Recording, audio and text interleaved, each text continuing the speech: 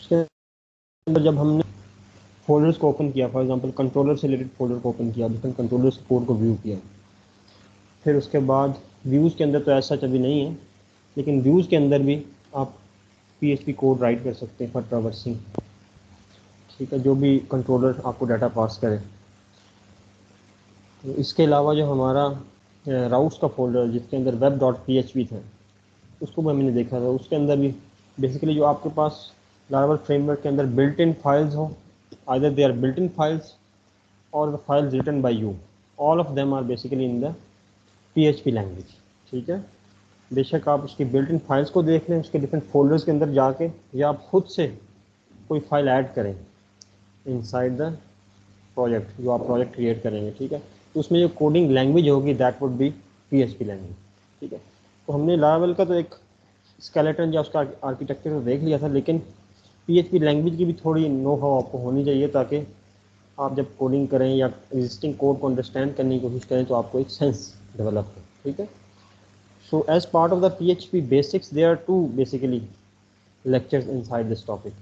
First one, तो जो किसी भी प्रोग्रामिंग लैंग्वेज के कंटेक्स्ट में आप देखें तो आपके पास बेसिक्स होती हैं, जिस तरह आपने जावास्क्रिप्ट में you spend basically 2 lectures to cover the basics, ठीक है, जिसमें starting from the variable declaration and different ways of declaring the variable, then moving towards the conditional statements, functions, different ways of writing the function definitions, then basically moving towards the operators, and then at the end to the classes and error handling and things like that, ठीक है। और at the end there was a comment section as well in the JavaScript. तो PHP basically एक programming language है ना, ठीक है। तो इसके अंदर भी सारे के सारे प्रोग्रामिंग के वो कंस्ट्रक्ट्स जो आपने जावास्क्रिप्ट या किसी भी और प्रोग्रामिंग लैंग्वेज में देखे हैं वो अवेलेबल है, ठीक है। तो starting from the PHP basics and then moving towards the OOP version of the PHP, ठीक है। तो ये 2 लेक्चर्स हैं, मैंने आपके जो फाइल का सेक्शन है उसके अंदर अपलोड किए हैं। तो कीपिंग इन व्यू कि आप क्योंकि अभी तक 3 to 4 लैंग्वेजेस कवर कर चुके हैं, so I think it won't be that difficult for you to understand basically these concepts, ठीक है। तो ये जो लेक्चर है this is about the PHP basics, जिसमें बिल्कुल बेसिक चीज़ें हैं लैंग्वेज की, और उसके बाद जो नेक्स्ट लेक्चर है that is about the OOP PHP, ठीक है। तो PHP में अगर आपने ऑब्जेक्ट ओरिएंटेड प्रोग्रामिंग करनी है तो वो किस तरह करेंगे। तो जो हमने कल एक कंट्रोलर्स की क्लास देखी थी, कंट्रोलर्स की फाइल के अंदर जो हमने क्लास देखी थी बेसिकली, जिसमें हम नेम स्पेसेस भी यूज़ कर रहे थे, आपको याद होगा, यूज़ कीवर्ड से, और नेम स्पेसेस क्रिएट भी कर रहे थे with the name space keyword, ठीक है। और उसके अलावा फिर नीचे क्लास डिक्लेयर कर रहे थे, क्लास एक्सटेंड कर रही थी किसी और क्लास को, ठीक है।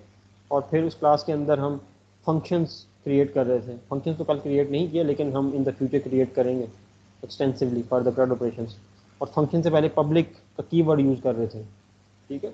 So all these things basically these keywords जो कि एक्सेस मॉडिफायर्स होते हैं, पब्लिक, प्राइवेट एंड प्रोटेक्टेड, फिर आपका क्लास का कीवर्ड, फिर एक्सटेंड्स का कीवर्ड, ठीक है। These are the part of basically object oriented programming in the OOP. So let's start with the PHP basics. इसको मैं थोड़ा क्विकली स्किम करूँगा क्योंकि आपने अब फ्रेमवर्क के जो बेसिकली कंस्ट्रक्ट्स हैं या डायरेक्टरी स्ट्रक्चर उससे रिलेटेड जो कंपोनेंट्स हैं उनको तो देख लिया है ना।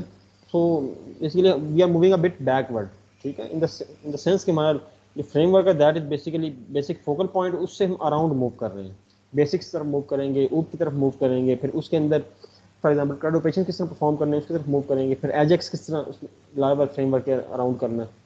So basically at the center lies the framework, and around that basically there exists a set of concepts or functionalities which you have to understand, ठीक है। So this is the first lecture as part of the PHP basics. So let's start with the lecture, and by looking at the contents of the lecture you will understand that it is not that difficult, ठीक है। So first of all we will look at what is PHP, because PHP is a programming language. तो किसी भी language के बारे में जब भी आप उसको यूज़ करना स्टार्ट करें तो उससे पहले थोड़ा उसके बारे में रीड कर लिया करें, just to get know how कि ये लैंग्वेज बेसिकली कब स्टार्ट हुई और इसके कितने वर्जन हैं, which version we are working on, और हमारे से रेलिवेंट कौन सा वर्जन है, ठीक है। और उसके for example over the development कौन से मॉड्यूल्स इंट्रोड्यूस हुए वो डिफरेंट वर्जन के अंदर, ठीक है। तो वर्जनिंग का क्या मैकेनिज्म है, so all these things. So this is part of the PHP introduction. Next we have to set up a local web server. अब ये जो है इसके अंदर हमने कल जो वैम्प सर्वर इंस्टॉल किया था ना, this is what it has been discuss in this part, ठीक है। क्योंकि आपको वैम्प सर्वर रिक्वायर्ड है, for example for the Laravel server, तो उसका होस्टिंग सर्वर तो वो खुद सेटअप कर लेता है, लेकिन PHP का जो इंटरप्रेटर है, सेकेंडली अगर आपने डेटाबेसेस को यूज़ करना है, पर्टिकुलरली अगर आपने रिलेशनल डेटाबेस को यूज़ करना है, ठीक है, that is MySQL, MariaDB, animal, तो उसके लिए हमने वैम्प को इंस्टॉल किया था और उसको सेटअप किया था, ठीक है। लेकिन अगर आपने वनीला PHP में काम करना है तो फिर आपको बेसिकली अपाची सर्वर की भी ज़रूरत पड़ेगी, ठीक है, जो कि वैम्प के अंदर ही इंक्लूडेड है, उस बंडल के अंदर ही बेसिकली अपाची सर्वर भी इंक्लूडेड है। तो ये दोनों कंटेक्स्ट में बेसिकली ये स्लाइड आपको गाइड करेगी। In the context of if you are interested in developing a PHP application without any framework, for example in the vanilla PHP, or if you are interested in developing your application in the Laravel framework. In both cases it will help you, ठीक है। And then we have to embed PHP in the HTML. So अगर आप vanilla JavaScript की sorry PHP की बात करें without framework, तो उस कंटेक्स्ट में आपके पास जो एग्जिस्टिंग HTML फाइल्स होती हैं ना, आपके पास जो एग्जिस्टिंग आपने अभी तक HTML फाइल्स क्रिएट की हैं जिसमें आप इंटरफेसेस क्रिएट कर रहे हैं, उसी के अंदर हम PHP का कोड भी इम्बेड कर देते हैं, ठीक है। अगर आप इसको लारावेल फ्रेमवर्क के कंटेक्स्ट में देखें इस टॉपिक को, तो this is about the views. जो आपके व्यूज हैं ना, व्यूज के अंदर बेसिकली आपकी HTML होती है और उसके अंदर आप प्लेन PHP भी एम्बेड कर सकते हैं इनसाइड द व्यूज, और आप टेम्पलेटिंग लैंग्वेज यूज करके, जो कि ब्लेड टेम्पलेटिंग लैंग्वेज है, उसको यूज करते हुए भी आप उसके अंदर कोडिंग कर सकते हैं, ठीक है। So in both the cases basically you have to embed some PHP और some variant of the PHP inside the HTML, क्योंकि HTML अगर आप उसको सिर्फ इन करंट फॉर्म छोड़ दें जो कि आप अभी इंटरफेसेस क्रिएट कर रहे हैं ना, तो that is basically the static web pages ना।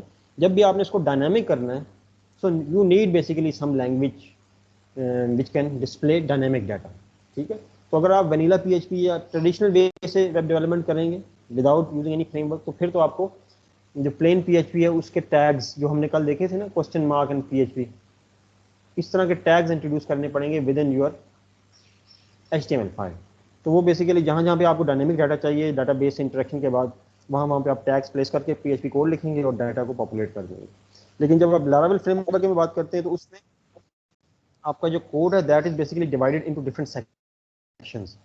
Different sections in the sense कि कुछ कोड आपका चला जाता है राउट्स के फोल्डर के अंदर, कुछ कोड चला जाता है आपका कंट्रोलर के फोल्डर के अंदर, कुछ कोड मॉडल्स के अंदर चला जाता है और कुछ कोड आपके व्यूज के अंदर आ जाता है, ठीक है। तो व्यू बेसिकली ऐसा रिसोर्सेज के अंदर जो व्यू का फोल्डर है that is basically the place where you have to place your HTML code and the data which is extracted from the database. तो वो आपको कंट्रोलर पास कर देगा, आप उसको व्यू में डिस्प्ले कर देंगे।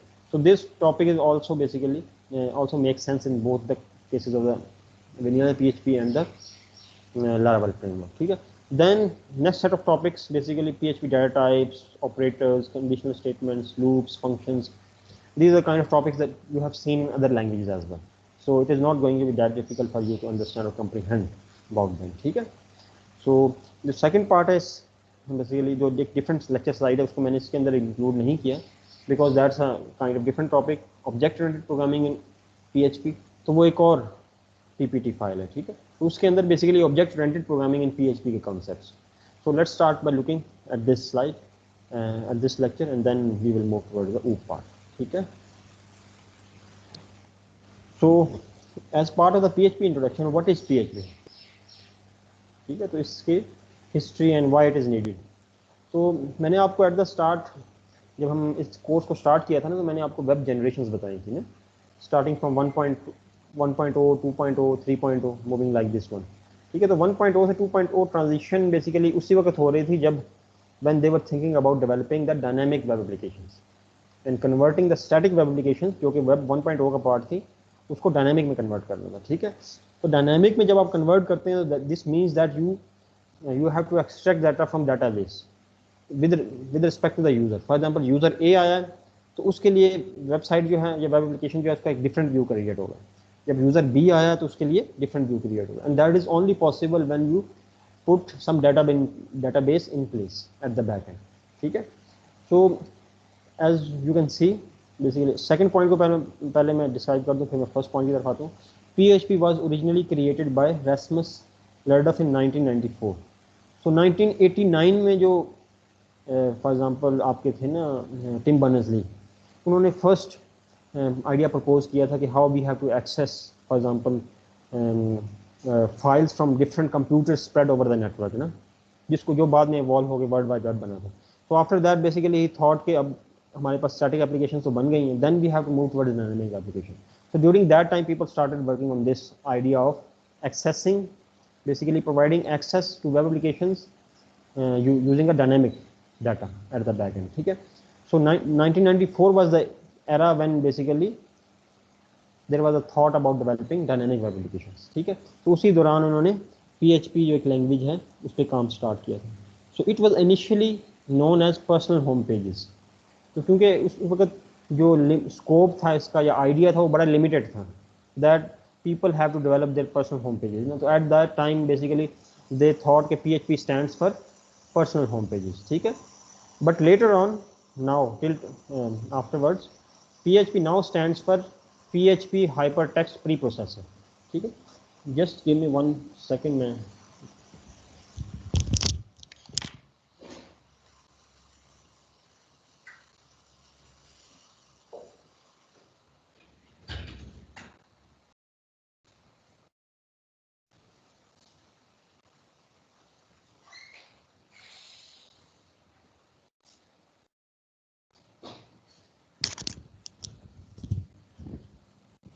So I'm back.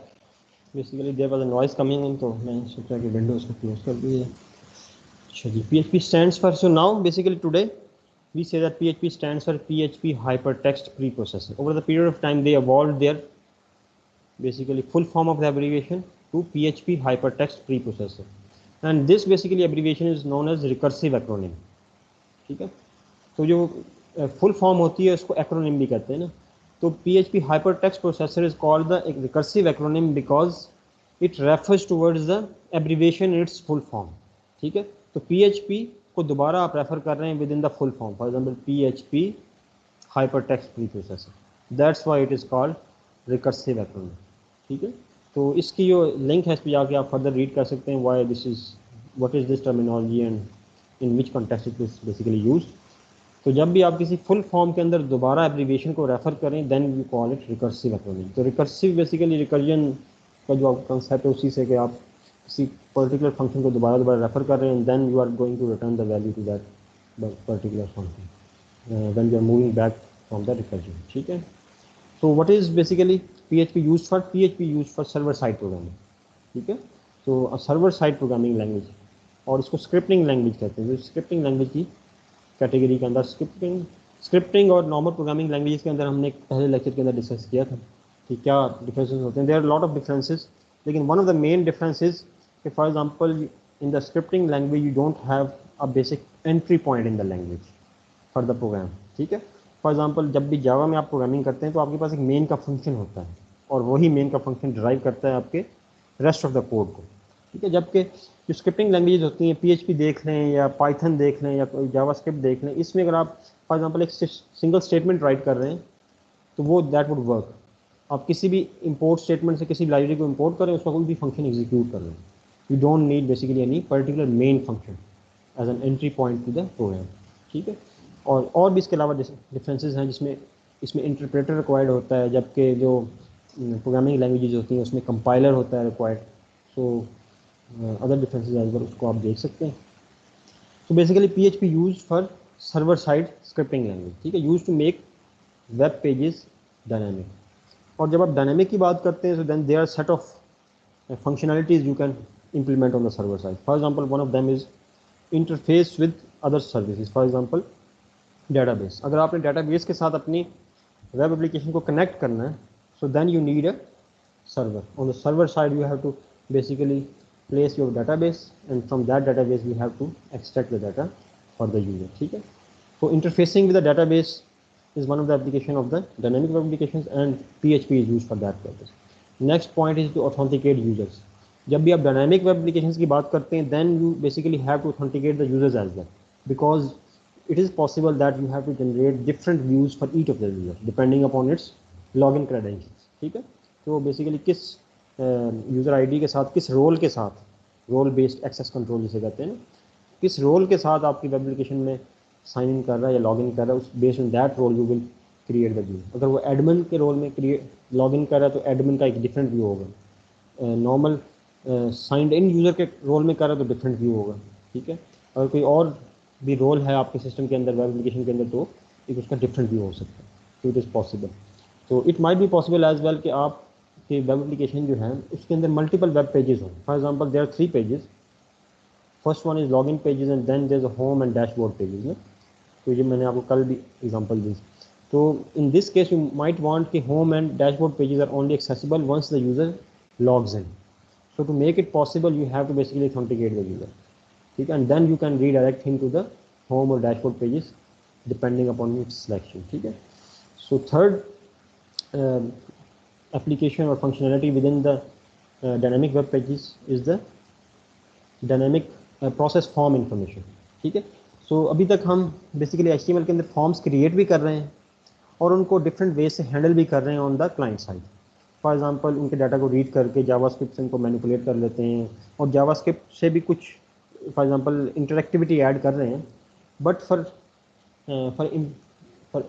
For the purpose to achieve the full dynamic web application basically scenario, we have to have a server side where we can process the information, and then based on that information we can extract some data from the database or we can insert data from into the database, ठीक है। there are different scenarios। For example आपके पास कोई student है, उसको register करना है, तो if there is a online portal for registration, then basically registration is the process of inserting the data into the database, ठीक है।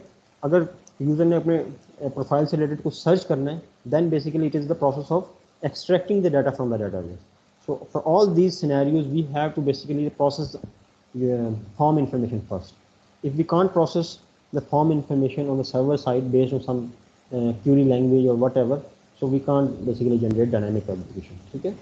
And next is to send and receive cookies to track the visitor of your website।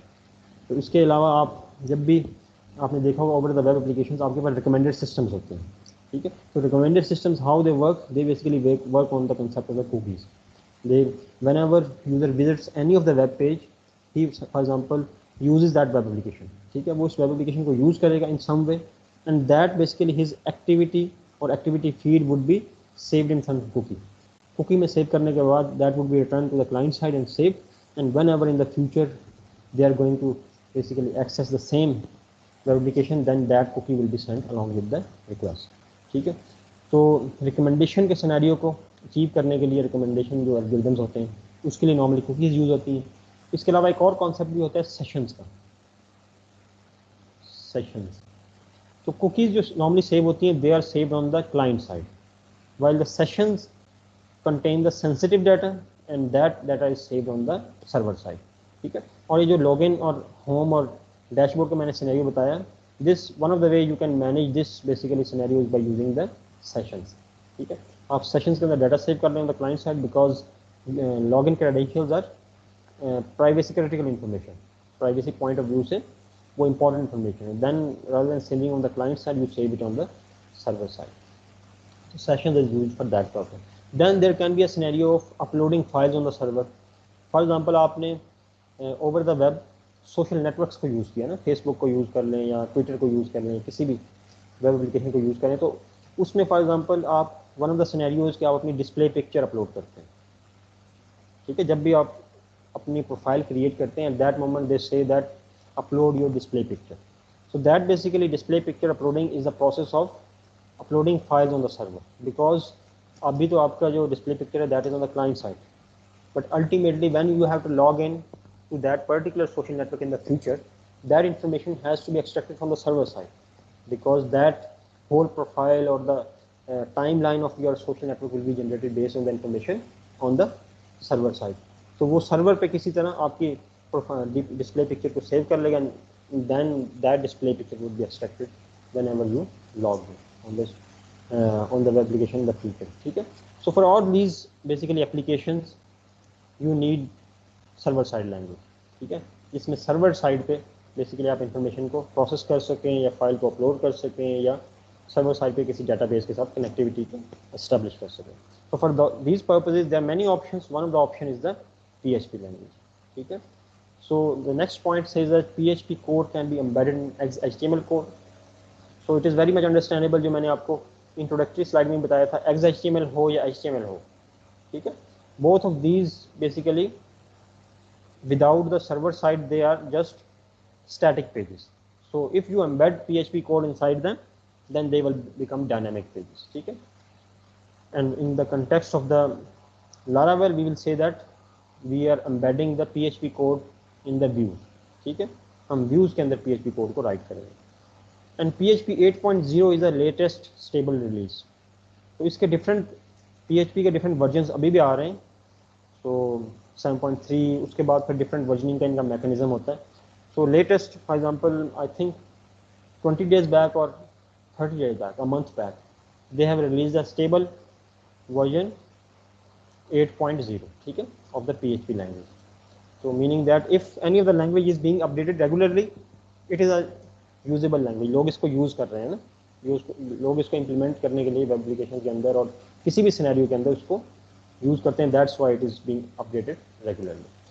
So Laravel 8 requires 7.3 plus or above.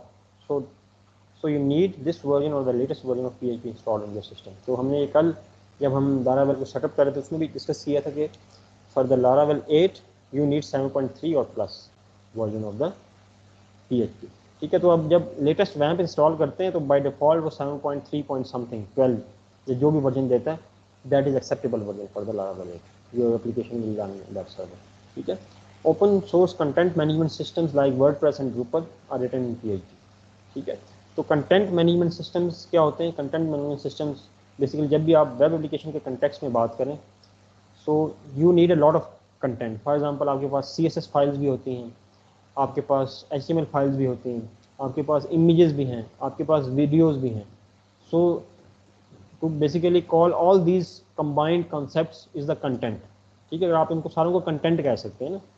तो basically जो WordPress होते हैं या Drupal होते हैं, particularly WordPress के अंदर there are set of whole ecosystem where you can upload all these content. So that's why they are called content management system. आप उसके अंदर images भी ऐड कर सकते हैं, वीडियो भी, in that particular environment, ठीक है. वर्डप्रेस के अंदर आप वर्डप्रेस तो ऐसी एक एप्लीकेशन है जो कि आपको with drag and drop without having any knowledge of the PHP basically it allows you to create web application. तो वो फिर आपको इस तरह के फीचर्स देती है कि आप इमेजेस को अपलोड कर दें, वीडियोज़ को भी अपलोड कर दें, फिर आपके टेम्पलेट को अप्लाई कर दें, फिर आप उसके अंदर जो इंटरफेस है जिस तरह का क्रिएट करना है क्रिएट कर दें. So just with the select for example drop down lists और ड्रैग एंड ड्रॉप और things like that. So they allow you to place all your content within that ecosystem है जो कि WordPress का ecosystem है. तो उसके अंदर basically that's why we call them the content management system, ठीक है. And then there might be a question that why we are basically learning PHP is an obsolete language. So there is a survey for that as an answer, ठीक है. So W3 Tech reports that as of April 2021, PHP is used by 79.2% of all the websites whose server-side programming language we know. तो ना ये basically survey conduct करते रहते हैं. नीचे मैंने लिंक भी दिया हुआ है, इस लिंक को भी आप व्यू कर लें. तो 79 रफली 80% of the web application still use the PHP, ठीक है. लेकिन अभी इट इज़ राइट के जो नोड है जावास्क्रिप्ट है उसने स्पेस बेसिकली अकोमोडेट या अचीव करना शुरू कर दिया. तो it at this pace it will take 20 year 30 years कि वो जावास्क्रिप्ट जो है वो बेसिकली टेक ओवर कर ले PHP को at some point. But even today there are like many job applications, job requirements which demand that you should know PHP and particularly its framework, and one of the famous one is the Laravel. इसके अलावा cake PHP भी framework है. इसके अलावा code igniter भी होता था पहले, सिम्फनी भी होता था. तो सिम्फनी और कोड इग्नाइटर थोड़े पुराने, केक PHP भी है अभी आपके पास अवेलेबल, और फिर Laravel is one of the famous one, ठीक है. तो hopefully you have got an idea about the basics of the PHP. और फिर PHP अभी 8 है ना, तो PHP 1, 2, 3, 4, 5, 6, 7, 8 ये सारे PHP अगर आपने वर्जन देखने हैं उसमें क्या इंट्रोड्यूस किया गया है, क्या बेसिकली नया कॉन्सेप्ट कि हम आज PHP 8.0 पे खड़े हैं. तो you can look at the URL which is embedded with in the title of the slide, ठीक है. इसके अंदर आप जाकर देखेंगे तो आपको इस रिलेटेड एक पूरा बैकग्राउंड मिल जाएगा. तो hopefully you got an idea. कोई क्वेश्चन हो तो आप पूछ सकते हैं.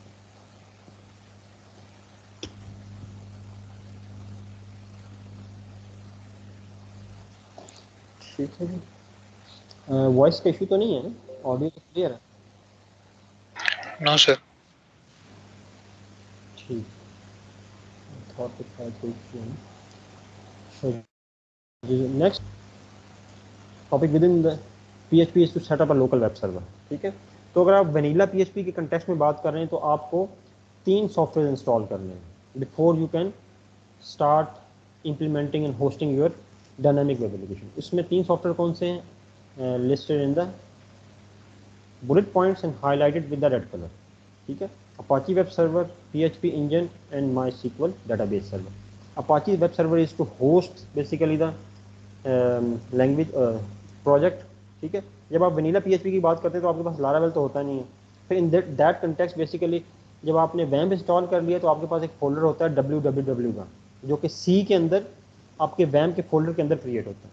तो आप अपनी PHP फाइल उस फोल्डर के अंदर प्लेस कर देते हैं, तो अपाची सर्वर जो है वहीं से उठा लेता है। ठीक है, while in the case of the Laravel, Laravel का अपना एक होस्टिंग सर्विस है। ठीक है, जो वो खुद एक लिंक जनरेट करता है ना 127.0.0.1:8000, जो कि 8000 पोर्ट के ऊपर रन हो रहा होता है। तो उस कंटेक्स्ट में आपको अपाची सर्वर की ज़रूरत नहीं है, लेकिन क्योंकि Laravel is based on the PHP तो आपको PHP इंजन की ज़रूरत है, जो कि PHP इंटरप्रेटर भी जिसे कहते हैं, और माई SQL या कोई भी database, for example non relation भी हो सकता है, रिलेशनल भी हो सकता है, तो उस वो बेसिकली रिक्वायर्ड है। So for this course as we are using the relational database, तो आई थॉट कि आपको मैं, जिस तरह हमने कल वैम्प को इंस्टॉल किया या जैम्प को इंस्टॉल कर लें, तो जैम्प के अंदर ये दोनों सॉफ्टवेयर होते हैं। rather than कि आप इंडिविजुअली इन दोनों सॉफ्टवेयर को इंस्टॉल करें, you can install a bundle with the name वैम्प और जैम्प, और if you are using Linux then you can use the LAMP. ठीक है, depending upon the requirement. So hopefully sir ये ये गाइडेंस। वनीला जावास्क्रिप्ट का क्या है, क्या चीज़ है? ये प्लेन जावास्क्रिप्ट का ही नाम है ना, जिस तरह मतलब प्लेन जो जावास्क्रिप्ट लैंग्वेज है ना, उसको वेनिला जावास्क्रिप्ट भी कहते हैं। सर प्रोजेक्ट्स रिलेटेड एक चीज़ पूछनी थी हाँ जी, कि सर हम प्रोजेक्ट में मतलब आप कह रहे हैं कि जो हमें एक डायनेमिक वो भी चाहिए, तो सर हम मतलब किसी एक रिसोर्स, जैसे अगर हम किसी ई कॉमर्स मैनेजमेंट सिस्टम करें तो हम उसमें मतलब एक प्रोडक्ट्स के लिए एक CRUD का वो कर दें, मतलब शोकेस हाँ करने के लिए, ज़्यादा डिटेल में ना, तो इतना काफ़ी होगा? हाँ जी, इतना ये बिल्कुल यही। लेकिन इससे पहले आपने जो, मैंने एक पूरे 2 डॉक्यूमेंट शेयर किए हैं ना, एक मैंने सेमेस्टर प्रोजेक्ट सर गाइडलाइंस का डॉक्यूमेंट शेयर। वो हो गए, वो वहाँ पे नहीं है, वो मैंने वो चेक किया, अगर आप काइंडली दोबारा पोस्ट कर सकते हैं, वो नहीं शो हो रहे उधर। अच्छा, चले मैं फाइल्स के सेक्शन के अंदर दोबारा अपलोड कर देता हूँ। तो उसके अंदर मैंने सारा डिस्क्राइब किया हुआ है कि how basically you have to divide your proposal and, क्योंकि ये जो प्रपोजल फिर हमने इसको लैब में डिस्कस भी किया था सैम्पल प्रपोजल्स पे, तो ये पूरी यस। इसके ऊपर डिस्कशन हो चुकी है ना कि 3 प्रपोजल, आप प्रपोजल किस तरह राइट करना है, तो ये हेल्पफुल आपके लिए हो सकता है फर्दर फाइनल एफ एज में। तो कोशिश किया करें कि साथ साथ चीज़ों को किया करें ना। ठीक है, मैं दोबारा अपलोड कर देता हूँ, तो जिन लोगों का भी एक आध स्टूडेंट है जिसका इशू है तो वो वहाँ से देख सकते हैं। So your point is right कि आपको इस किसी भी एक डोमेन के अंदर कुछ ऐसी छोटी सी वेब एप्लीकेशन क्रिएट करनी है जो कि डिमॉन्स्ट्रेट कर दे of all the aspects of a dynamic web application. For example उसमें क्रिएशन भी हो रही हो रिकॉर्ड्स की, अपडेशन, डिलीशन और रिट्रीवल हो रहा हो in any domain. ठीक है, and for that purpose basically you have to use a Laravel framework rather than any node based or JavaScript based framework or a plain PHP or any language। ठीक है, तो that is the, जिसको हमने काफ़ी discuss कर लिया, लेकिन मैं वो दोबारा डॉक्यूमेंट अपलोड कर दूंगा फॉर दोज ऑफ यू जिन्होंने अभी तक अपलोड नहीं किया या उसको रीड नहीं किया। तो थैंक यू। ठीक है, तो starting with the PHP, and if you have to write hello world, किसी भी अब लैंग्वेज को सीखते हैं तो उसके अंदर हेलो वर्ल्ड एप्लीकेशन राइट करते हैं।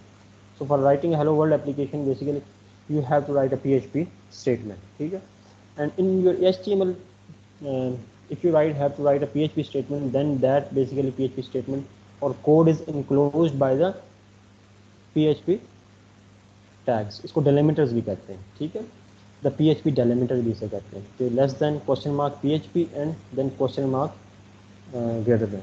तो ये आप डेलिमिटर ऐड करके अपने व्यूज़ के अंदर कोई भी PHP कोड राइट कर सकते हैं। फॉर एग्जांपल अपने व्यूज़ के अंदर आपके पास स्टैटिक HTML आपने कल एक लैब में की है ना, स्टैटिक HTML, उसके अंदर आप ना जाके कोई भी PHP का लूप रन कर लें। ठीक है, कोई फॉर एग्जांपल एरे को ट्रैवर्स कर लें, तो आपको जस्ट एक कॉन्फिडेंस मिल जाएगा कि आप बेसिकली उसके अंदर व्यूज़ के अंदर PHP किस तरह एम्बेड कर सकते हैं। तो if you have to embed a plain PHP code inside your views file within the Laravel framework, then basically you have to wrap your PHP code with these delimiter PHP delimiters, ठीक है, less than question mark PHP and question mark greater than sign, ठीक है, and within that और आपने उसको अपनी जो PHP की स्टेटमेंट्स हैं उनको टर्मिनेट करना है with a semicolon. This is very much like JavaScript और किसी भी प्रोग्रामिंग लैंग्वेज के अंदर, तो सिंटैक्स को आपने क्विकली पिकअप कर लेना। तो आपके पास जो नीचे एक एग्जांपल है, in this example basically inside the PHP tag we have printed using the print keyword, ठीक है, यहाँ पे हम echo भी यूज़ कर सकते हैं और print भी। within the print keyword we have basically within double quotes we have placed the hello world, that's it, ठीक है। अगर आप plain JavaScript plain PHP के context में बात करेंगे तो ये भी उसको Apache सर्वर के अंदर प्लेस करेंगे तो ये इंटरप्रेट कर लेगा, उसको रेंडर करके दिखा देगा। अगर आप Laravel फ्रेमवर्क के अंदर बात करते हैं तो आप व्यूज़ के अंदर अगर ये कोड स्निपेट प्लेस कर देंगे छोटा सा, तो वो बेसिकली व्यू भी आपको इसको रेंडर करके वेब ब्राउज़र पे दिखा देगा, ठीक है। And how it would look like, जो कि आपके नीचे इसकी आउटपुट नजर आ रहा है। So it is not going to be that difficult. Then within the PHP there is a concept of case sensitivity. So for the keywords there is no case sensitivity. For example आपका जो एको का keyword है या if का keyword है, जो भी इसके अंदर लैंग्वेज के अंदर कीवर्ड्स हैं related to the programming constructs, जो कि बेसिकली कीवर्ड या रिजर्व वर्ड्स जिन्हें कहते हैं, तो वो केस सेंसिटिव नहीं है, ठीक है। जिस तरह कि आपको ये नीचे जो कोड नज़र आ रहा है इसके अंदर within the PHP tags हमने 3 डिफरेंट एको स्टेटमेंट्स राइट किए हैं and we have written them in different formats, for example upper case, lower case and mixed of the upper and lower case.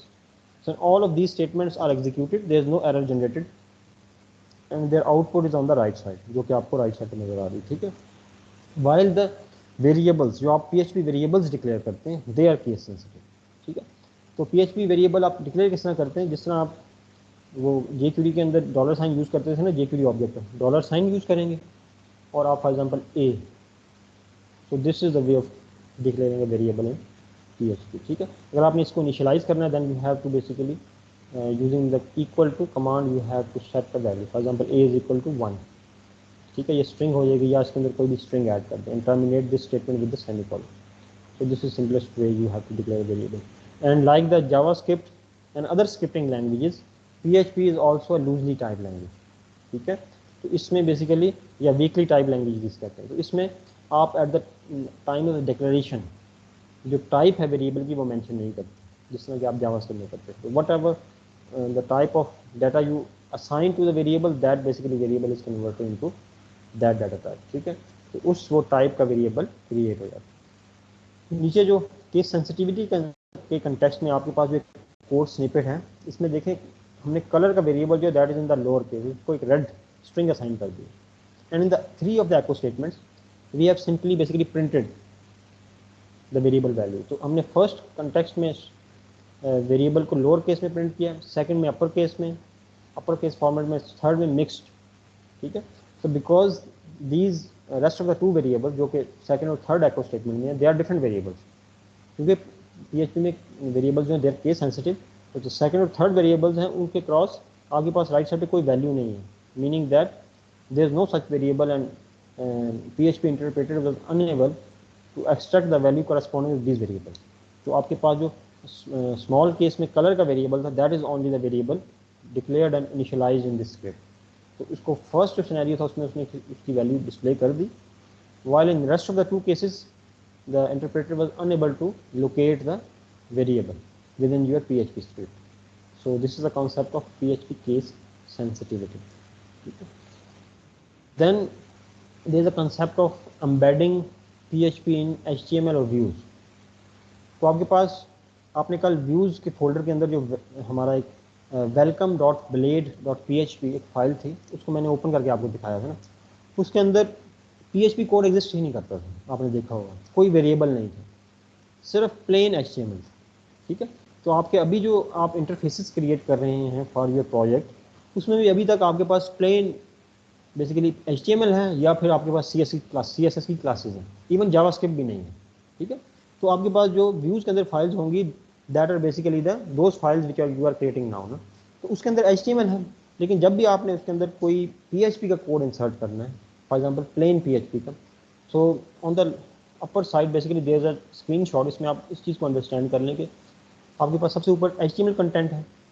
So this can be a doctype, जो HTML content के अंदर जो fix चीज़ें होती हैं जो कि top पे होनी चाहिए। फॉर एग्जांपल डॉक्यूमेंट टाइप किस टाइप का है, फिर हेड टैग है, फिर उसके अंदर लिंक्स टैग हैं जिसमें बूटस्ट्रैप को लिंक कर लें, या मेटा टैग्स हैं, ठीक है, जो कि वेब क्रॉलर से रिलेटेड हैं और जिसमें कीवर्ड डिस्क्राइब करते हैं। फिर after that there might be some dynamic part in your web application. So for that purpose you can integrate or embed a PHP tag inside it, and inside the PHP tag you would be having a PHP code, ठीक है। तो इसमें PHP code होगा। फिर again there some static part within your web application, then there would be HTML content again. So it can be like, अगर आपके web application के अंदर कोई टेबल है तो टेबल के अंदर आपने डाटा डिस्प्ले करना है, लेकिन टेबल का जो बेसिक कंस्ट्रक्ट है, इट माइट बी पॉसिबल कि वो आउटसाइड द PHP कोड हो।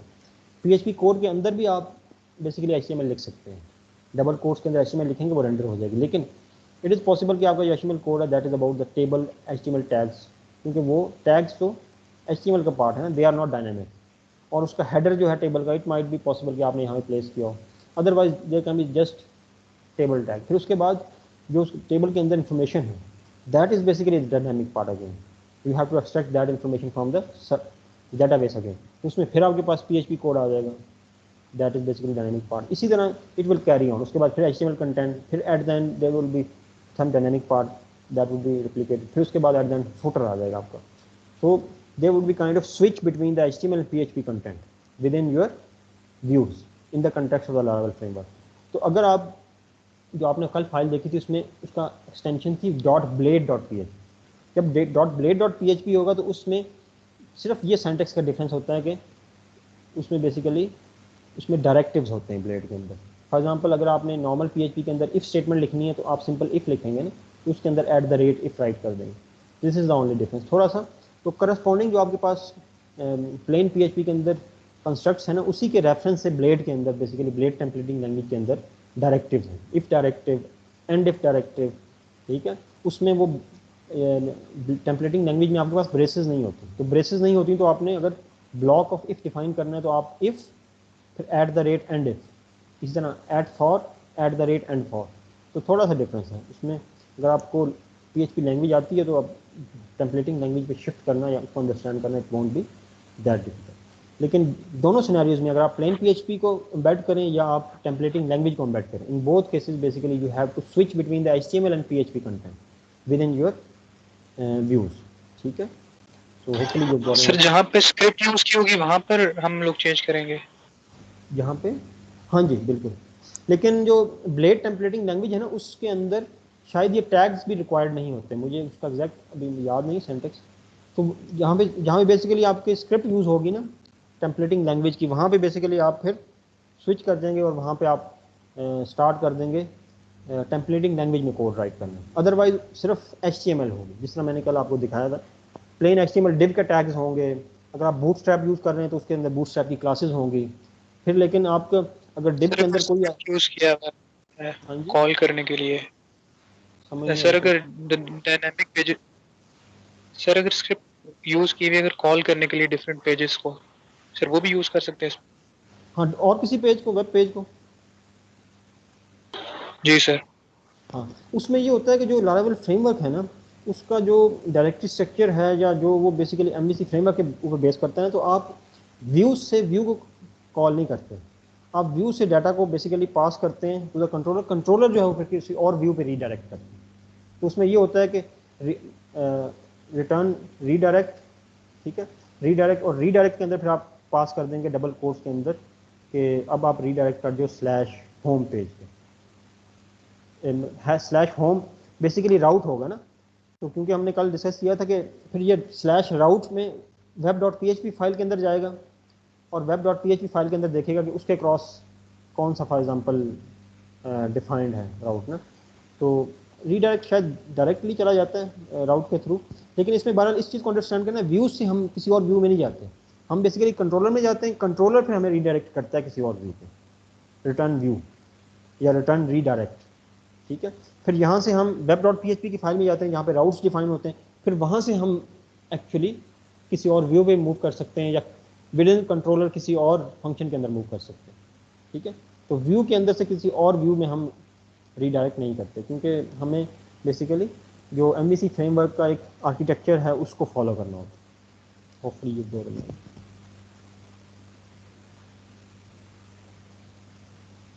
ठीक है।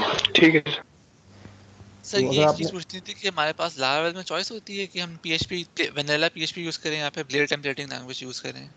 हाँ जी, दोनों ऑप्शंस वर्क करते हैं। जो प्लेन PHP है वो भी काम करती है अगर आप PHP के टैग्स के साथ करें, और अगर तो इसमें ब्लेड टेम्पलेटिंग में ये आपके पास एडवांटेज होता है कि फॉर एग्जांपल इसमें ना अगर आपका किसी भी व्यूज़ के अंदर कोई कॉमन पार्ट है, फॉर एग्जांपल ये जो हेडर और फुटर होता है ना, दैट इज़ कॉमन पार्ट ना, तो टेम्पलेटिंग लैंग्वेज के अंदर इस तरह के भी डायरेक्टिव्स होते हैं जो कि आपको अलाउ करते हैं कि आप एक जो बेसिक स्केलेटन है ना अपने वेब एप्लीकेशन का, जो कि कॉमन है अमंग मल्टीपल वेब पेजेस, उसको किसी एक फाइल में प्लेस कर दें, और फिर जो डिफरेंट व्यूज़ है ना उसमें जो कॉमन पार्ट है उसको जस्ट इंपोर्ट कर लें, ठीक है, और जो स्पेसिफिक पार्ट है तो दैट वेब पेज या बेसिकली पोर्टल या जो सिंगल वेब पेज है उससे रिलेटेड जो कोड है वो उसी बेसिकली व्यू के अंदर प्लेस कर दें। तो आपको ये इस तरह के एडवांटेजेस देता है कि आप एक्सपोर्ट कर सकते हैं फिर इंपोर्ट कर सकते हैं। सर अगर उस एक्सपोर्ट वाले में कुछ ऐड करना हो? हाँ, तो उसमें ये होगा कि फॉर एग्जांपल शायद आप मेरी पूरी बात नहीं समझे, उसमें ये होगा कि फॉर एग्जांपल आपके पास एक CL है ना, कॉमन लेआउट है, ठीक है, उसके बाद आपके पास एक P1 है, वेब पेज 1 है, फिर P2 है, ठीक है। अब आपके पास P1 और P2 के अंदर जो हेडर और फुटर पार्ट है या कोई और भी ऐसा पार्ट है नेविगेशन बार वाला जो कि कॉमन है, तो फिर आप ये करेंगे CL को बेसिकली इन दोनों के अंदर इंजेक्ट कर देंगे, P1 के अंदर भी और P2 के अंदर भी, और फिर जो इनका डिफरेंट पार्ट है each of the web page का, वो बेसिकली आप P1 और P2 व्यूज के अंदर डिफाइन करेंगे। तो आपके पास 3 व्यूज होंगे, CL का व्यू होगा जो कि कॉमन लेआउट डिफाइन करेगा, P1 का व्यू जो होगा वो पेज 1 स्पेसिफिक होगा और P2 का पेज 2 स्पेसिफिक होगा, लेकिन इन दोनों के अंदर आप CL को यूज कर रहे होंगे for header and footer and those parts which are common between two of the pages, और फिर जिस इनके इनसे रिलेटेड स्पेसिफिक पार्ट है which is different from the common one, वो बेसिकली आप इनके अंदर राइट करेंगे। तो आपने अगर कॉमन लेआउट में कोई चेंजेस करनी होगी तो आप इस फाइल में जाके यहाँ पे जो भी चेंजेस करेंगे वो दोनों में रिफ्लेक्ट हो जाएंगे, ठीक है। तो आपके पास ऑप्शन होता है, हाँ आपके पास ऑप्शन होता है कि आप प्लेन PHP भी राइट कर सकते हैं टैग्स के साथ। तो ये एक वैसे मैंने एप्लीकेशन क्रिएट की थी, तो उसमें व्यूज़ के अंदर बेसिकली आप प्लेन PHP भी राइट कर सकते हैं, जिस तरह टैग्स के साथ मैंने आपको लेफ्ट साइड पे दिखाई है। तो उसमें ये होता है कि कंट्रोलर से आप डाटा पास कर देते हैं और इसके अंदर जो नॉर्मल प्रोग्रामिंग के कंस्ट्रक्ट्स होते हैं, स्विच स्टेटमेंट्स और इफ एल्स फंक्शन जिस तरह भी क्रिएट करने, तो वो क्रिएट करके तो इसमें एग्जीक्यूट कर सकते हैं अगर if you are not interested in using the Blade template language. लेकिन ब्लेड टेम्पलेटिंग लैंग्वेज आपको इस तरह की थोड़ी पावर उसके अंदर डायरेक्टिव्स हैं जो कि आपकी कोडिंग को सिंप्लीफाई कर देते हैं और एक्सपोर्ट और इंपोर्ट का सिनेरियो दे देते हैं। जिस तरह आपके रिएक्ट के अंदर जो कंपोनेंट्स होते हैं वो आप एक्सपोर्ट और इंपोर्ट कर सकते हैं इसी तरह। तो it is very much like that. तो आपके पास दोनों कोड्स वर्क करते हैं, और एट द बैक एंड इस चीज़ को भी अंडरस्टैंड करना कि ब्लेड जो डायरेक्टिव्स है ना, एट द बैक एंड जो लारावेल है उसको ट्रांसलेट नॉर्मल PHP कोड नहीं करता है। तो इस चीज़ को भी अगर आप समझ लें तो बैक एंड पे अगर आप नॉर्मल PHP कोड लिख रहे हैं तो वो तो आपके पास PHP इंटरप्रेटर के पास चला जाएगा, ठीक है। लेकिन अगर आप ब्लेड टेम्पलेटिंग लैंग्वेज में फॉर एग्जांपल डायरेक्टिव्स राइट कर रहे हैं विद इन योर व्यू, तो उसको भी at the back and Laravel जो है वो पहले नॉर्मल जो PHP प्लेन PHP उसमें ट्रावर्स करता है, कन्वर्ट करता है, और फिर बेसिकली उसको जो PHP इंटरप्रेटर है उसको इंटरप्रेट कर देता है। तो लेकिन वो एक ओवरले उन्होंने क्रिएट किया हुआ है टेम्पलेटिंग लैंग्वेज का just to give extended set of features which are not available in the plain JavaScript. तो ये सिनेरियो है, ठीक है सर। ठीक है। And then within the PHP language there are set of variables. तो इसकी जो थ्योरी पार्ट है वो इसलिए है कि ताकि आपको एक कंप्लीट व्यू मिल जाए। तो वो ये आपने थ्योरी पार्ट जो है ना, जब मैंने स्लाइड अपलोड की हुई है ये आपने खुद देखनी है, ठीक है। तो इसमें यही लिखा हुआ है कि बेसिकली इस डायनेमिकली टाइप्ड, इसमें आपको टाइप पहले मेंशन करने की जरूरत नहीं है, लेकिन आप वेरिएबल क्रिएट किस तरह करते हैं। तो $साइन नेम जो आपके पास एग्जांपल है नीचे, this is the way we declare the variable, और अगर उसको कोई भी एक्सप्रेशन असाइन कर देंगे तो वो इनिशियलाइज भी हो जाएगा, ठीक है। और उस वेरिएबल की टाइप उसी एक्सप्रेशन का जो फॉर्मेट है या वैल्यू है उसी फॉर्म में ट्रांसफॉर्म हो जाएगी, ठीक है। उसके बाद नीचे there are set of examples कि जिसमें यूज़र नेम वेरिएबल क्रिएट किया हुआ है, दिस इज स्ट्रिंग टाइप। उसके बाद age which is numeric type, drinking age this is age +5। तो ये एक्सप्रेशन है बेसिकली, जिसको एक्सप्रेशन कहते हैं ना, एक्सप्रेशन उसी चीज़ को कहते हैं जो कि एवेलुएट हो ना। तो एक वेरिएबल के अंदर नई वैल्यू ऐड की है, this is basically the expression. और उसके बाद this class rocks is equal to, तो आपके पास ये बूलियन टाइप का वेरिएबल है, rest of things you can read by yourself, ठीक है। इसी तरह नेमिंग कन्वेंशन, जब भी आप किसी लैंग्वेज के कंटेक्स्ट में बात करते हैं, you have got the naming convention, ठीक है। So naming conventions of the PHP variables are exactly similar to the JavaScript, ठीक है। तो इसमें there are set of conditionalities. तो name of the variable must start with $, it basically it cannot start with the number, so variable name must start with letter or underscore character, ठीक है। और इसके अंदर आपके पास लेटर्स हो सकते हैं, डिजिट्स हो सकते हैं, अंडरस्कोर हो सकता है, cannot have spaces, variable is always implicitly declared, ठीक है। और variables are case sensitive as well, that as we have seen in the recent slide as well, तो इसको भी आप consider कर लें। And then within the PHP we can create constants as well. Constants are those values which are not going to be changed in the rest of the code, ठीक है। तो PHP में इसके लिए एक फंक्शन होता है डिफाइन का, और डिफाइन के अंदर आपको 3 पैरामीटर्स नजर आ रहे हैं। First parameter is the name of the constant, second parameter is the value of the constant, ठीक है। Second parameter, third parameter is the case insensitive, whether this constant is case insensitive or not. So by default your constant is not case insensitive, that's why its default value is false. By default ये false होता है कि आपका basically जो case sensitive होता है, sorry case sensitive होता है बाय डिफॉल्ट, ठीक है, जो आपका कांस्टेंट है।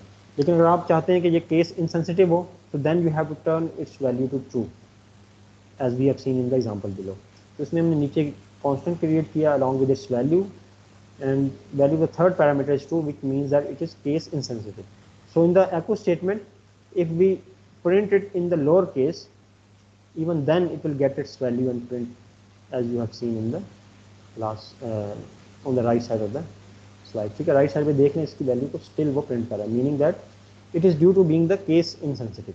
अगर आप लास्ट पैरामीटर को, क्योंकि वो ऑप्शनल है ना, लास्ट पैरामीटर को अगर आप एग्जिट कर दें और सिर्फ 2 पैरामीटर्स डिफाइन करें, तो फिर अगर आप इस तरह डिस्प्ले करेंगे इसकी वैल्यू, तो it won't be display because there is no constant with this name inside your code. तो ये चीज़ भी आपने थोड़ी देखनी है। इसके बाद PHP के अंदर आउटपुट करने के लिए आपके पास 2 डिफरेंट स्टेटमेंट्स होती हैं। First one is echo and second one is print. तो दोनों से आप बेसिकली किसी भी वेरिएबल की वैल्यू या किसी भी एक्सप्रेशन की वैल्यू, ठीक है, किसी भी एरे को ट्रैवर्स करने के बाद उसकी वैल्यू को डिस्प्ले करना होगा ओवर द वेब पेज, दोनों बेसिकली इसी पर्पज़ के लिए यूज़ होती है। लेकिन इनमें कुछ डिफरेंसेस हैं। तो first of the difference is echo has no return value. Echo की बेसिकली कोई रिटर्न वैल्यू नहीं, while print has a return value of 1, so it can be used in expressions, ठीक है। तो एको के अंदर एको बेसिकली कोई value return नहीं करता, वाइल प्रिंट रिटर्न्स 1, ठीक है। And second difference is echo can take multiple arguments, और मल्टीपल आर्गूमेंट्स किस तरह के, separated by commas. For example नीचे भी एग्जांपल है, इस समय एको लिखूँ, एको के बाद मैं फर्स्ट आर्गूमेंट लिख रहा हूँ फॉर एग्जांपल दिस, उसके बाद कॉमा, फिर सेकंड कॉमा। तो आप इस तरह प्रिंट में नहीं राइट कर सकते। प्रिंट में आपको एक सिंगल स्टेटमेंट ही राइट करनी है, you can not have the context of the multiple parameters which is in the case of that. Echo is marginally faster than print, ठीक है। तो एको जो है वो प्रिंट से थोड़ा फास्टर है। On the left side there is an example, on the right side as well. Left side पे जो एग्जांपल है, इसमें PHP कोड स्निपेट में देखें अगर आपके पास 4 डिफरेंट स्टेटमेंट्स हैं। फर्स्ट वन में हमने H2 जो HTML एलिमेंट है उसके अंदर एक एको स्टेटमेंट का जो स्ट्रिंग है उसको प्रिंट किया, ठीक है।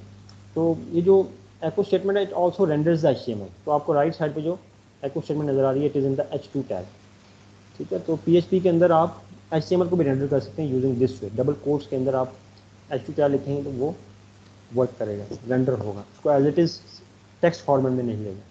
इधर सेकंड स्टेटमेंट में जस्ट एक br टैग है, थर्ड में जस्ट एक स्ट्रिंग है, while in the fourth echo statement there is a commas between the strings. So this is the concept of multiple parameters within the echo statement, and this basically scenario is not possible in the context of the print statement. तो आपके पास जो नीचे example है PHP की, एक और PHP का स्निपेट है, उसमें देखें आपके पास सिर्फ 3 statements, and these 3 are the statements that we have seen in the echo statement above. लेकिन फोर्थ वन क्योंकि पॉसिबल नहीं है, so that's why we have not written, ठीक है। तो प्रिंट के अंदर आपके पास मल्टीपल पैरामीटर्स इसका ऑप्शन नहीं है। On the right side there is an example of printing the PHP variables. तो PHP वेरिएबल्स को एक सिमिलर तरह ही हैंडल करते हैं दोनों एको और प्रिंट। तो text 1 is first PHP variable जिसके अंदर एक स्ट्रिंग है, text 2 सेकंड PHP वेरिएबल है, फिर न्यूमेरिक वेरिएबल्स हैं x और y। तो इनको हमने डिफरेंट तरह कंकैटिनेट करने के बाद प्रिंट कर दिया। तो further in the PHP you basically concatenate using the dot operator. आप डॉट ऑपरेटर से इसको कंकैटिनेट करते हैं स्ट्रिंग्स को, ठीक है। While in the context of the JavaScript आप प्लस यूज़ करते थे, या फिर आपके पास टेम्पलेट लिटरल था जिसमें वो खुद ब खुद उसको उसकी वैल्यू को फैच करके प्रिंट कर देता था, ठीक है। तो ये बेसिकली डॉट ऑपरेटर की एप्लीकेशन है जस्ट। और थर्ड जो एको स्टेटमेंट है इसमें जस्ट हमने न्यूमेरिक वैल्यू को उसको अरिथमेटिक एडिशन किया, ठीक है। और नीचे जो आपके पास कोड है PHP का, इसमें वही काम जो आपने ऊपर एको से किया we have done using the print statement just to demonstrate के प्रिंट स्टेटमेंट भी बेसिकली वही ऑपरेशन परफॉर्म करती है जो कि एको, other than set of to differences that we have scene about, ठीक है। So you can as a start basically अपने व्यूज़ के अंदर जाकर अगर आपने PHP कोड को जस्ट प्रैक्टिस करना है, ठीक है, कि PHP के अंदर कोडिंग को प्रैक्टिस करना है इन लारावेल फ्रेमवर्क, तो अपने व्यूज़ के अंदर जाएं, एक व्यू क्रिएट कर लें, ठीक है, और उस व्यू के अंदर थोड़ा सा HTML प्लेस कर दें, और उसके बाद ये सारे के सारे ये प्रोग्रामिंग के PHP कंस्ट्रक्शन है ये 1 बाय 1 उसके अंदर ट्राई कर लें। और पेज को राउट के साथ लिंक वो बाय डिफ़ॉल्ट ही होता है, ठीक है, वो जो वेलकम पेज होता है बाय डिफ़ॉल्ट लिंक होता है। एक और राउट क्रिएट कर लें स्लैश समथिंग, ठीक है, स्लैश PHP टेस्ट, और उसके अंदर इस व्यू को कॉल कर लें। जब आप कॉल करेंगे तो फिर इसके अंदर जो भी आप चेंजेस करेंगे वो आपको नज़र आती रहेंगी कि PHP के वाकई हम लारावेल के अंदर PHP का कोड राइट कर सकते हैं या नहीं, जो कि हम कर सकते हैं, ठीक है। तो PHP कोड की PHP जो लैंग्वेज है उसकी प्रैक्टिस भी हो जाएगी, और आपको लारावेल फ्रेमवर्क के अंदर थोड़ा सा उसके साथ एक आप फॉर एग्जाम्पल फेमिलियर भी हो जाएंगे इन द वे के व्यूज़ को आप एक्सप्लोर कर लेंगे, ठीक है। And then within the PHP there are set of data types. तो इसको मैं इतना डिटेल में नहीं जाऊँगा। देयर इंटीजर तो ये लूजली टाइप है, जिस तरह की भी आप वैल्यू असाइन करेंगे ये अपने आप को उस फॉर्म में कन्वर्ट कर लेगा। String, booleans, arrays, and within the arrays there are 3 types of arrays. फिर आप ऑब्जेक्ट्स क्रिएट कर सकते हैं, resource and null type variables, ठीक है। Within the integer part for example आप जब भी कोई न्यूमेरिक वैल्यूज़ को असाइन करते हैं, $A है तो उसको 1 to 3 साइन किया। इसके अलावा एक मेथड होता है PHP के अंदर var dump, which basically shows the variable type along with its value. तो जब आप var dump से वेरिएबल A को व्यू करेंगे तो it will generate integer type है ये, और 1 to 3 इसकी वैल्यू है, ठीक है। तो depending upon the value basically आपको आप जस्ट उसको वैल्यू साइन करने के बाद ये भी देख सकते हैं कि वो किस टाइप का वेरिएबल में ट्रांसफॉर्म हुआ है, ठीक है। सेकंड जो है negative values are also integers. तो -1 to 3 आपने जब B को असाइन किया उसको बेसिकली var dump से व्यू कर लिया लाइक दिस वन, ठीक है। थर्ड जो है this value is in the hexadecimal. तो एट द बैक एंड जो आपका PHP इंटरप्रेटर है वो खुद ब खुद इसको इंटीजर फॉर्म में कन्वर्ट करने के बाद सेव करता है, ठीक है। तो इसको इंटीजर में किस तरह कन्वर्ट करते हैं, फॉर एग्जांपल 0x तो होता है वो तो हेक्साडेसिमल की आइडेंटिफिकेशन है कि दिस इज हेक्साडेसिमल वैल्यू, ठीक है। अब आपके पास 1 बच गया, तो हेक्साडेसिमल को जब इंटीजर में कन्वर्ट करते हैं तो 16 power 0 into A plus 16 power 1 into 1, ठीक है, 16 पावर 1। तो 16 power 0 is 1 cross A is equal to basically अगर आप न्यूमेरिक में देखें तो आपके पास 10 होता है, plus 16 power 1 multiply 1 is equal to 16, ठीक है।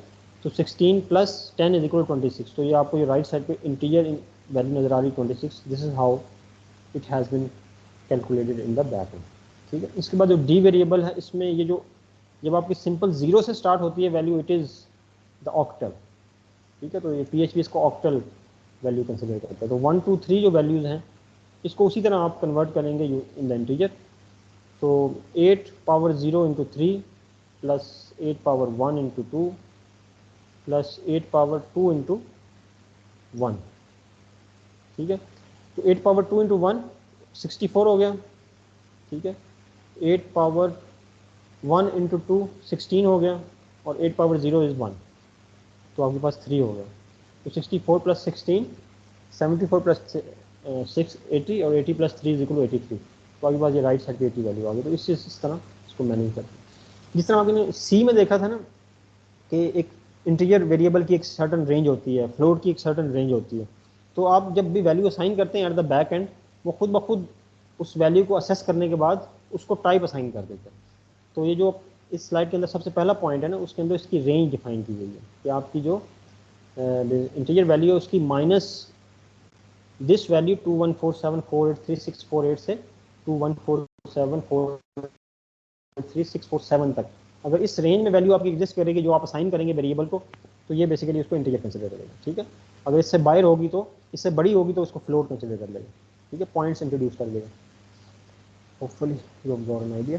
इसके अलावा आपके पास स्ट्रिंग का सिनेरियो है। तो स्ट्रिंग के सिनेरियो में ऐसी वैल्यूज जो कि आप सिंगल या डबल कोट में लिखें तो आप बेसिकली स्ट्रिंग क्रिएट कर सकते हैं। तो नीचे जो आपके पास एग्जांपल्स हैं PHP के अंदर, first PHP snippet says that a = hello world in a single quote. ठीक है, और जो सेकंड b है that is in the double quotes, और थर्ड जो स्ट्रिंग है इसके अंदर बैकस्लैश सिंगल कोट भी यूज़ किया हुआ है just as a escape character. ठीक है, तो जब आप इसको यूज़ करेंगे तो ये सिंगल अपॉस्ट्रोफी ऐड कर देगा।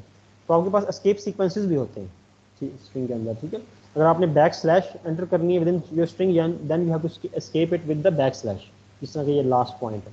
अगर आपने डबल कोट्स ऐड करने हैं तो बैकस्लैश डबल कोट्स। ठीक है, अगर डॉलर साइन ऐड करने हैं बैकस्लैश डॉलर साइन। और ये ऐसे एस्केप सीक्वेंसेस की क्यों जरूरत पड़ती है? क्योंकि ये जो बैकस्लैश है या डॉलर साइन है या डबल कोट्स हैं, these are basically special characters within the language. Dollar sign आप वेरिएबल के लिए यूज़ करते हैं ना, तो अगर आपने इसको basically as a normal string के अंदर डिस्प्ले करना होगा तो आपको बैकस्लैश करना पड़ेगा एस्केप, अदरवाइज वो इसको वेरिएबल कंसिडर कर लेगा। ठीक है, so these are the reasons basically we use escape sequences. तो इससे रिलेटेड आप फर्दर रीड करें। देन जिससे हमने जावास्क्रिप्ट में डिफरेंट फंक्शंस देखे थे ना, मैनिपुलेटिंग स्ट्रिंग के, मैनिपुलेटिंग एरेज के। ठीक है, कि स्ट्रिंग को आप मैनिपुलेट कर सकते हैं, they are built in functions. Arrays को मैनिपुलेट कर सकते हैं, मैप का फंक्शन था, फिल्टर का फंक्शन था। ठीक है, और इसके अलावा और डिफरेंट फंक्शन थे, फॉर एग्जांपल इंडेक्स ऑफ और फाइंड और वो एवरी और समथिंग। ठीक है, तो इसी तरह आपके पास अब नॉर्मल जो लैंग्वेजेस हैं उसके अंदर भी APIs आना शुरू हो गई हैं, लाइब्रेरीज आना शुरू हो गई हैं जो कि आपको बिल्ट इन फंक्शंस देती हैं। तो this slide is about the PHP string functions. तो first one is the string length function जो कि लेंथ रिटर्न कर देगा, string word count function which will run the word count in the string reverse will perform the reverse of the string।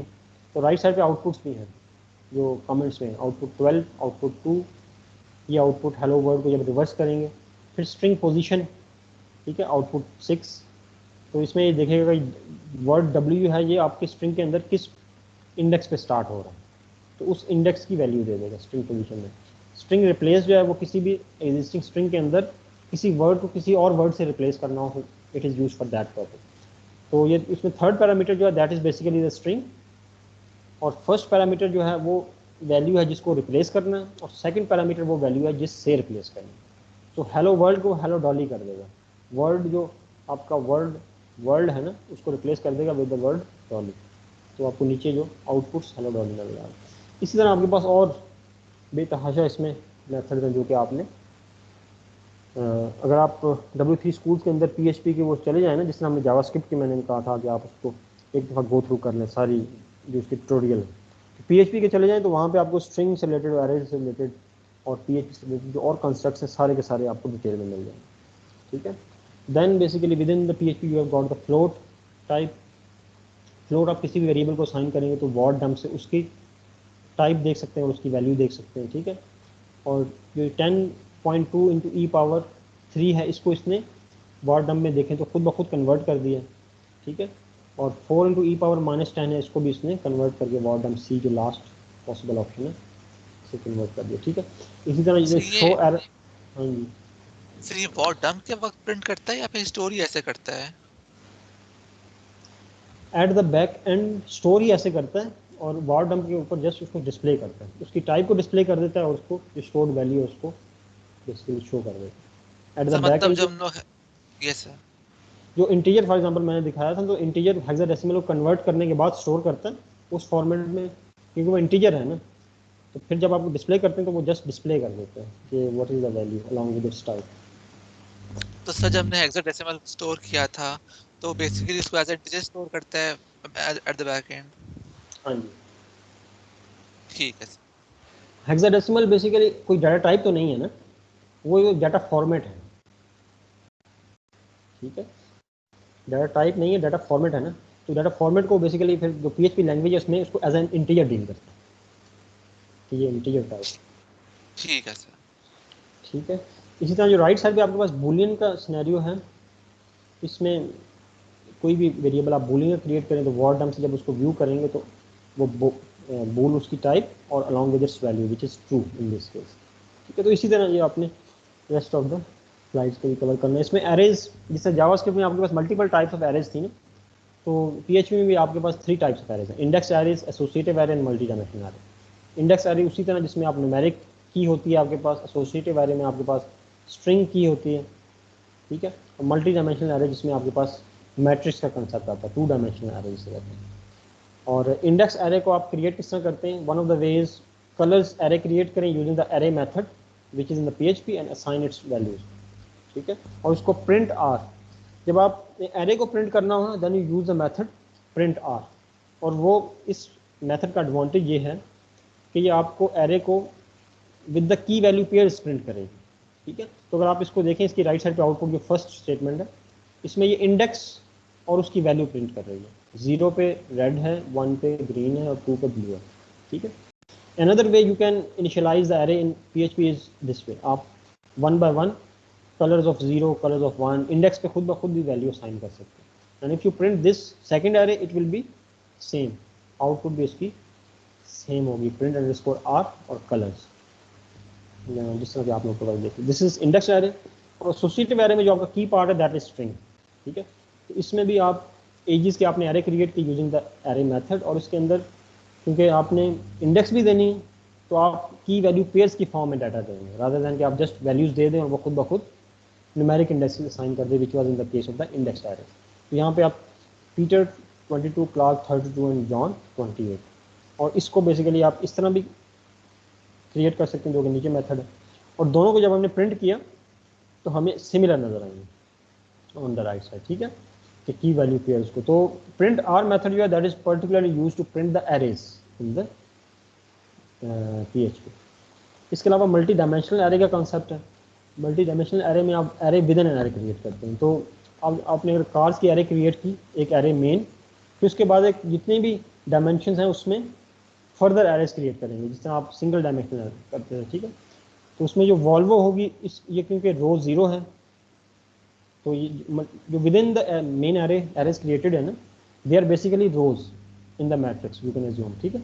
तो रो 0, रो 1, रो 2 and रो 3, ठीक है। तो first row तो आपके पास आ गई, और जो कॉलम की वैल्यूज है, सेकंड वैल्यू है, वो बेसिकली रो वॉल्वो जो है 0 1 पे होगी, 0 2 एंड 0 3, और 1 0 1 1 1 1 2, ठीक है। तो इस तरह बेसिकली ये नीचे प्रिंट भी किया हुआ है, तो इसको भी आप जस्ट गो थ्रू कर लें और देखें। इसके अलावा अगर आप PHP के अंदर किसी भी वैल्यू को नल असाइन कर देते हैं वेरिएबल, तो that is basically the null variable, ठीक है। तो हमने फॉर एग्जांपल यहाँ पे ए को नल असाइन किया और उसके बाद वॉर डम से इसको व्यू किया, तो it is basically the null type variable. इसी तरह पहले एक वेरिएबल बी क्रिएट किया जिसको पहले एक स्ट्रिंग असाइन की, लेकिन लेटर ऑन उसको ओवरराइड कर दिया विद नल। जब आप इसको प्रिंट करेंगे तो इट इज़ अगेन नल, ठीक है।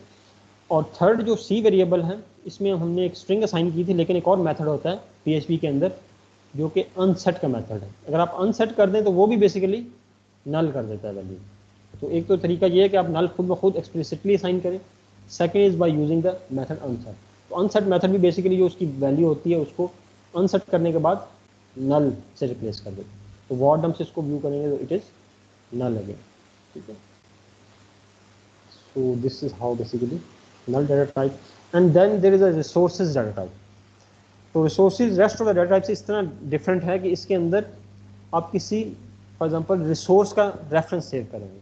जिस तरह आप अगर फाइल हैंडलिंग आपने की होगी दूसरी लैंग्वेजेस में ना, तो फाइल हैंडलिंग के अंदर आपके पास डिफरेंट ऑप्शन होते हैं, डिफरेंट फंक्शंस होते हैं। फॉर एग्जांपल जब भी आपने किसी फाइल को रीड करना है, फॉर एग्जांपल CSV फाइल है, एक्सेल फाइल है ना, तो एक्सेल फाइल को रीड करना है, सबसे पहले इसको ओपन करना है। जब आप ओपन करेंगे फिर उस ओपन फाइल के रेफरेंस के साथ उसको रीड करेंगे। आप डायरेक्टली इसको रीड नहीं कर सकते, first you have to open, जिसको हम कहते हैं फाइल हैंडलिंग। क्योंकि ये डेस्कटॉप ज़्यादातर ऑपरेशन है तो इसलिए हम नॉर्मली पहले वेब एप्लीकेशन के कंटेक्स्ट में इसका कोई इस सेंस में है कि अगर आपके पास कुछ सर्वर साइड पे फाइल पड़ी हो उसको रीड करना हो तो उस सिनेरियो में आपके पास यूज़ होगा। अदरवाइज ये दूसरी लैंग्वेजेस में जो कि आपकी C लैंग्वेज है उसमें ये नॉर्मली सिखाया जाता है।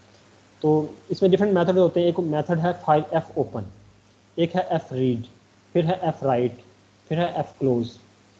तो जब भी आपने F रीड मेथड को कॉल करना है पहले आपने F ओपन मेथड को कॉल करना है, और ओपन में किस फाइल को ओपन करना है उसका पाथ और किस मोड में ओपन करना है सेकंड पैरामीटर आप वो स्पेसिफाई करें।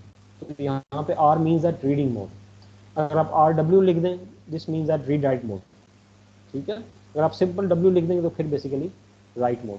तो जब आप इसको ओपन करेंगे तो इस फाइल का रेफरेंस हैंडल में सेव हो जाएगा। फिर आप जब F रीड का फंक्शन कॉल करेंगे लेटर ऑन तो उसके अंदर बेसिकली आप हैंडल का रेफरेंस जो आपने फाइल को गेट किया वो बेसिकली रेफरेंस यूज करेंगे और उसको रीड करेंगे, जितनी लाइंस भी रीड करनी है या एंड ऑफ फाइल रीड करनी है whatever. So that's why these are known as resource variables because they save the reference of some resource.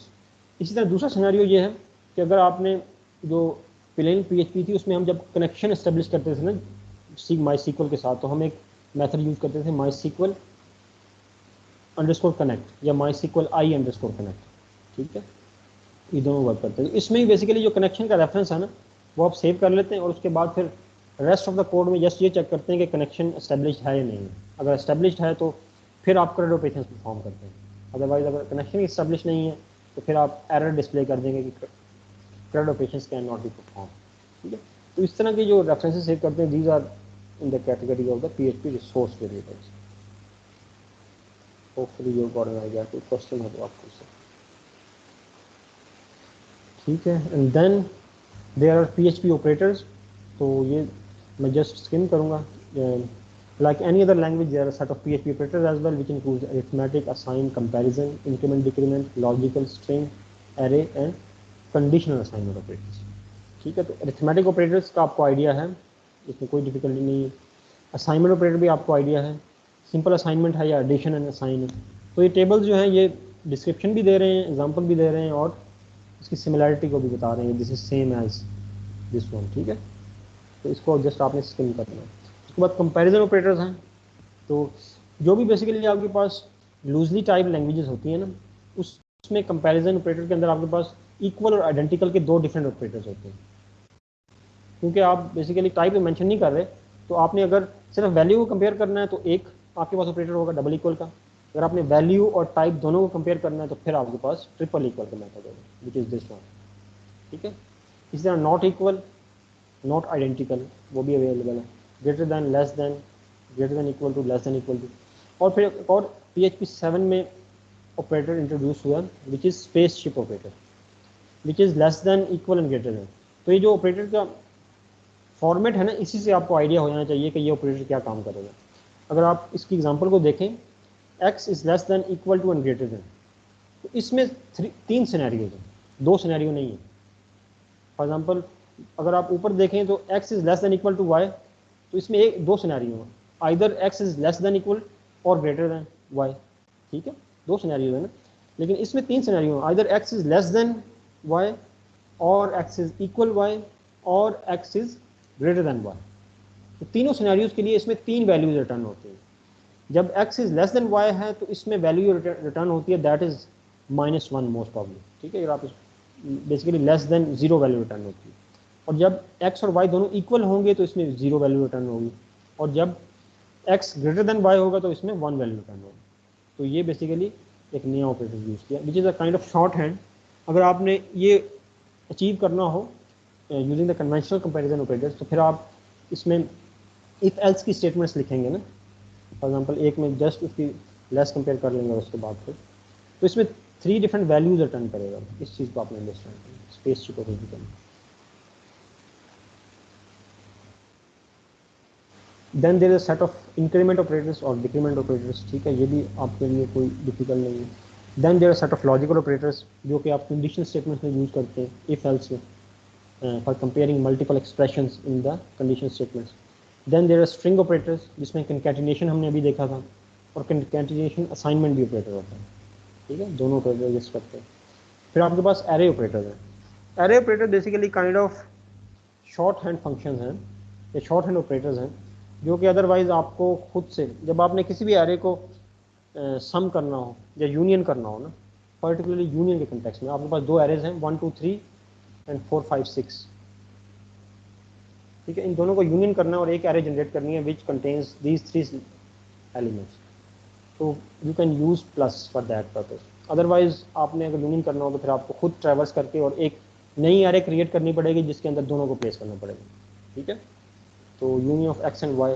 इसी तरह इक्वलिटी ये करेगा कि दो एरेज हैं तो उनके करस्पॉन्डिंग जो इंडेक्सेस पे एलिमेंट्स हैं ना उनको कंपेयर कर देगा। 1 is equal to 4, 2 is equal to 5, 3 is equal to 6, इन वैल्यूज़ को आपस में कंपेयर करके बता देगा whether they these two arrays are equal और नॉट। इसलिए नॉट इक्वल है, आइडेंटिकल है, ठीक है।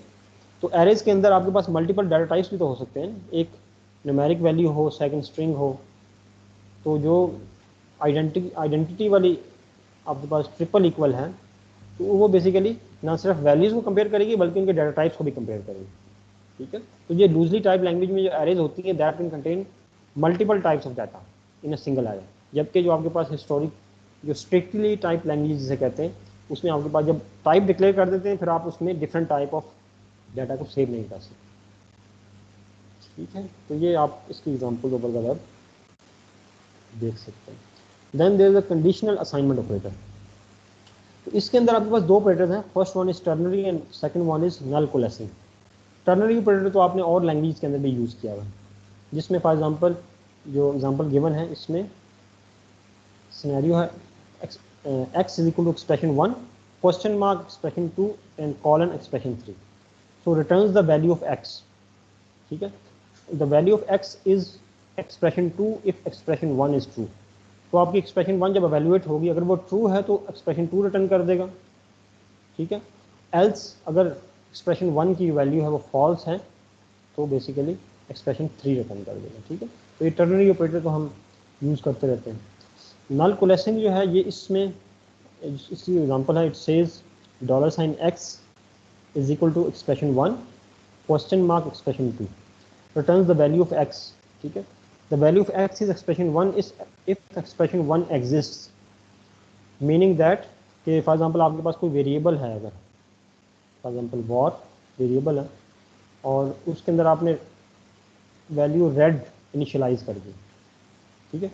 अब आपने एक एक्सप्रेशन राइट की x इज इक्वल टू इस वेरिएबल को राइट किया $वॉर और फिर डबल क्वेश्चन मार्क के बाद आपने राइट कर दिया blue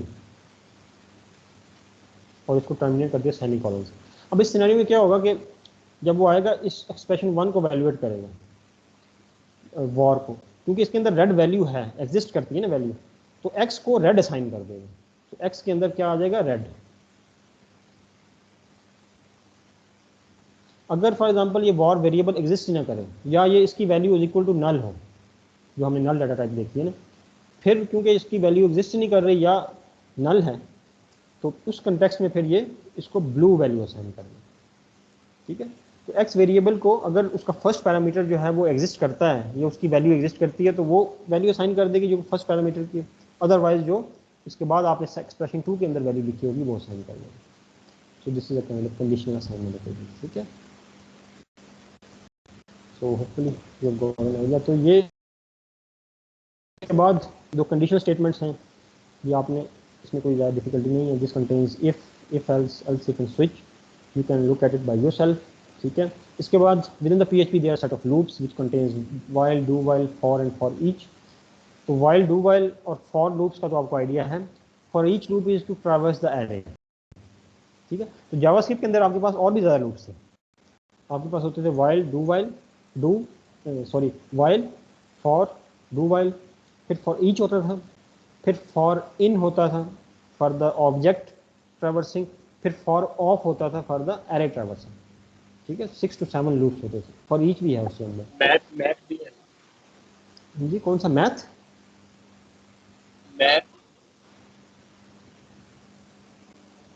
math basic MATH math.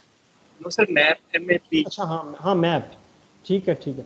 Map तो एक फंक्शन है, उसकी बैक एंड पे लूप एग्जिस्ट करता है, बिल्कुल आपकी बात सही है कि वो आइट्रेशन करता है, वो बेसिकली एरे को मैनिपुलेट कर देगा, लेकिन एरे को अगर आपने खुद से ट्रैवर्स करना हो तो उस कंटेक्स्ट में बात कर रहा हूँ।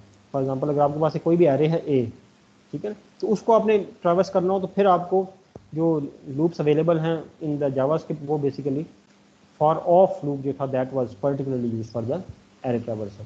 मैप जो है वो तो अगर आप उसके अंदर कोई भी एरे पास करेंगे ना तो वो उसको based on the function call back function जो है उसकी बेसिस पे उसको फिल्टर करके रिटर्न कर देगा कि ये दिस इज द सिनेरियो जो भी मैनिपुलेशन सेलेक्ट करनी है, तो वो built in kind of method, ठीक है। तो इसमें BHP में आपके पास फॉर ईच है फॉर द एरेज, अदरवाइज ये 3 ही लूप्स हैं। और फॉर ईच लूप को अगर आपने एरे ट्रैवर्सल के लिए यूज़ करना है तो आपके पास एक एरे है कलर्स की विच इज़ दिस वन, और उसके साथ आपने for each colors as value और वैल्यू को डिस्प्ले करवा देंगे तो आपके पास जो भी एरे के अंदर वैल्यूज हैं वो डिस्प्ले हो जाएंगे। अगर आपने एसोसिएटिव एरे को डिस्प्ले करना है तो उसमें आपके पास की भी मैटर करती है ना, क्योंकि की डिफरेंट होती है स्ट्रिंग वैल्यू। तो आपने एज की एक जो एरे डिक्लेयर की है for each as as x and val, तो इसमें की वैल्यू दोनों रेफर करेंगे, तो एको के अंदर आप बेसिकली दोनों को प्रिंट कर सकते हैं, ठीक है, क्योंकि इसमें की भी मैटर करती है। अदरवाइज इंडेक्स एरेज में तो आपको पता है कि वो की उसकी हमेशा 0 1 2 न्यूमेरिक वैल्यू से 0 से स्टार्ट होगी और जितने भी एलिमेंट्स हैं वहाँ तक इंक्रीमेंट हो जाएगी, लेकिन इसमें कीज़ जो हैं दैट कैन बी डिफरेंट। इसी तरह फंक्शंस हैं, जावास्क्रिप्ट के अंदर भी आपके पास 2 कैटेगरी ऑफ फंक्शंस थे, built in functions and user defined functions. Built in जो अलर्ट और इस तरह के स्टेटमेंट फंक्शन है जो कि डायलॉग बॉक्सेस को ओपन कर रहे थे, और यूजर डिफाइंड फंक्शन जो आके आप खुद लिख रहे थे, और उसमें भी यूजर डिफाइंड फंक्शंस को आप 2 तरह से राइट कर सकते थे। First one was a traditional way जिसमें फंक्शंस राइट करते, second was the arrow function syntax, ठीक है, लेकिन PHP में आपके पास एरो फंक्शन सिंटैक्स नहीं है। यहाँ पे आपके पास यूजर डिफाइंड फंक्शंस के लिए ट्रेडिशनल मेथड ही है वो, जो कि फंक्शन और फंक्शन नेम और, लेकिन एनोनिमस फंक्शंस हो सकते हैं, ठीक है, फंक्शन को किसी वेरिएबल को भी असाइन कर सकते हैं। तो इससे नीचे जो ये थ्योरी लिखी है this is just a description the functions why you need function reduces the repetition of code, makes the code much easier to maintain, makes it easier to eliminate the errors and can be reused in other application। किसी और application में अगर आपको code चाहिए और वो function perform कर रहा है तो आप कॉपी पेस्ट करेंगे और उस फंक्शन के जो भी आर्गूमेंट्स हैं वो पास करेंगे तो आपको एक बिल्ट इन फंक्शनलिटी मिल जाएगी, जो कि लाइब्रेरीज का काम होता है। लाइब्रेरीज जो अपलोडेड होती हैं उसके अंदर भी फंक्शंस होते हैं और फंक्शंस आपको बता देते हैं कि डॉक्यूमेंटेशन के अंदर कि ये इस तरह ये आउटपुट देंगे और ये इनपुट लेंगे, तो आप पास करते हैं तो ठीक कर लेते हैं, ठीक है।